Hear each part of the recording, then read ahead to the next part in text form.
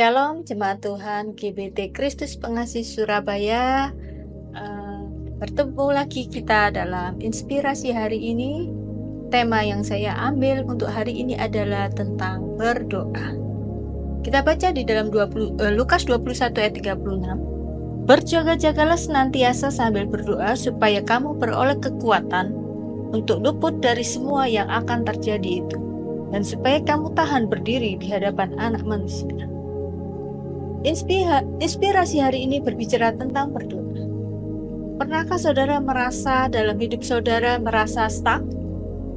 Pernahkah saudara merasa sudah melakukan banyak hal, sudah berusaha, tetapi seolah-olah saudara tidak kemana-mana? Tahukah saudara bahwa doa bisa menjadi solusi yang terakhir? Mari kita bicara tentang berdoa. Apa itu berdoa? Berdoa adalah seni bercakap-cakap dengan Tuhan, yang mana didasarkan dengan sebuah relasi atau hubungan. Doa juga dapat dikatakan sebagai jangkar atau anchor ketika kita menghadapi situasi yang paling rumit dalam hidup kita. Misalkan, ketika kita menghadapi kepanikan, biasanya otomatis kita akan berkata dalam nama Tuhan Yesus, "Ya Tuhan," lalu kita berdoa. Doa juga merupakan kebiasaan habit yang sangat berguna karena dapat menjangkau melewati ruang dan waktu.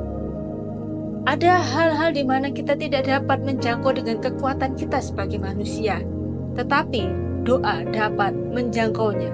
Kita bisa berdoa ketika anak-anak kita tidak berada bersama dengan kita. Kita bisa berdoa kepada orang-orang yang kita kasihi dimanapun dia berada, yang mungkin saat ini sangat jauh dari kita, tapi kita bisa berdoa. Kita juga bisa berdoa untuk masa depan keluarga kita, pekerjaan kita, yang mana kita tidak tahu apa yang akan terjadi di masa-masa mendatang. Kekuatan sebuah doa. Saya akan membaca di dalam Matius 17:21 dikatakan, "Jenis ini tidak dapat diusir kecuali dengan berdoa dan berpuasa."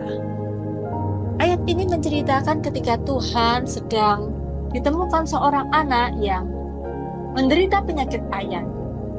Ketika itu murid-murid Tuhan Yesus tidak dapat menyembuhkan penyakit itu. Dan akhirnya orang tua anak ini membawanya kepada Tuhan Yesus, dan Tuhan Yesus menyembuhkan penyakit ayan anak ini. Dan ketika murid-murid Tuhan Yesus bertanya, "Mengapa Tuhan kami tidak dapat menyembuhkan anak ini?" Tuhan menjawab bahwa jenis ini harus disertai dengan berdoa dan berpuasa. Artinya apa? Kekuatan sebuah doa yang pertama adalah doa menerobos sesuatu yang dikuasai oleh kuasa roh jahat. Kadangkala dalam kehidupan kita tidak tahu mengapa sebuah masalah itu sangat-sangat rumit dan tidak dapat terselesaikan, walaupun kita sudah melakukan dengan banyak usaha. Kita sudah berpikir, kita sudah mencari solusinya, tetapi kadangkala mentok di satu titik. Di situ dikatakan bahwa itulah kekuatan kuasa roh jahat yang seringkali mengganggu umat manusia. Anak ini ketika dikuasai oleh penyakit ayan, Tuhan menyembuhkan dengan kuasa doa. Bapak Ibu, mungkin ada di antara kita mengalami persoalan yang kita tidak bisa lakukan apa-apa. Ada kemungkinan kita perlu melakukan doa dan puasa. Yang kedua, kekuatan sebuah doa adalah di dalam Matius 26 ayat 41 dikatakan, "Berjaga-jagalah dan berdoalah, supaya kamu jangan jatuh ke dalam pencobaan. Roh memang penurut, tetapi daging lemah." Kekuatan doa yang kedua adalah doa menjaga kita dari kejatuhan di masa mendatang. Bapak, Ibu, Saudara yang dikasihi Tuhan, kita tidak pernah tahu apakah kita akan selalu kuat menghadapi tantangan-tantangan di akhir zaman seperti ini. Saudara sangat paham bahwa Seringkali apa yang sudah kita persiapkan di masa-masa lalu belum tentu bisa menjadi modal yang sempurna untuk sebuah kekuatan di masa mendatang. Kadangkala di masa mendatang ada aja kejadian yang membuat kita tidak mampu, tidak berdaya. Bahkan sepertinya seolah-olah kita kalah. Nah, firman Tuhan hari ini mengingatkan kita bahwa melalui doa kita bisa berjaga-jaga, kita bisa berdoa supaya kita jangan jatuh dalam pencobaan. Kalau Bapak Ibu hari-hari ini ketika semua kondisi baik-baik saja, baiklah kita berdoa Bapak Ibu, karena doa itu bagikan sebuah asuransi, jaminan untuk kita di masa mendatang. Kita bisa mendoakan anak-anak kita bisa mendoakan pekerjaan kita bisa mendoakan banyak hal yang terjadi di masa mendatang yang kita tidak pernah tahu bagaimana nantinya. Itulah kekuatan doa.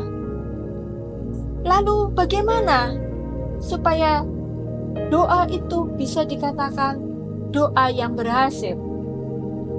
Di dalam Matius 6 ayat 6 dikatakan, tetapi jika engkau berdoa, masuklah dalam kamarmu, tutuplah pintu dan berdoalah kepada Bapamu yang ada di tempat tersembunyi. Maka Bapamu yang melihat yang tersembunyi akan membalasnya kepadamu.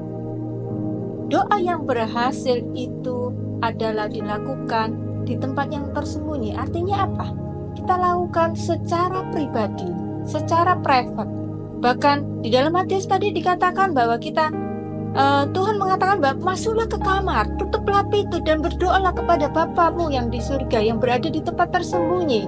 Karena Bapamu itu yang akan membalas doa-doa.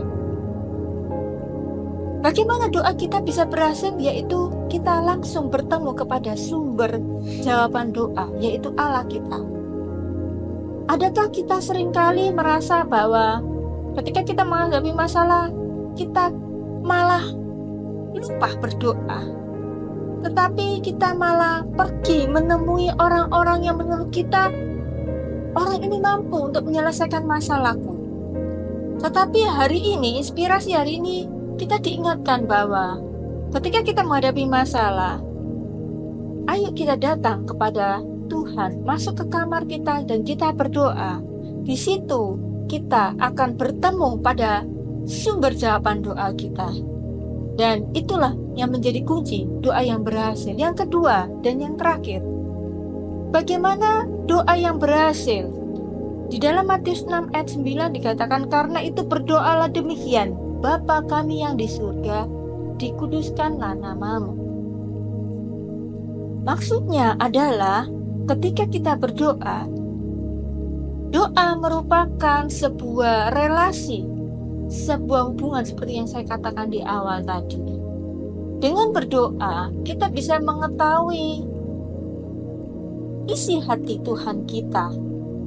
Dengan berdoa, kita mengetahui apa yang menjadi kehendak Tuhan dalam kehidupan kita. Bahkan dengan kita berdoa, Bapa kita yang di surga tahu apa yang menjadi keinginan kita sebagai anak-anaknya.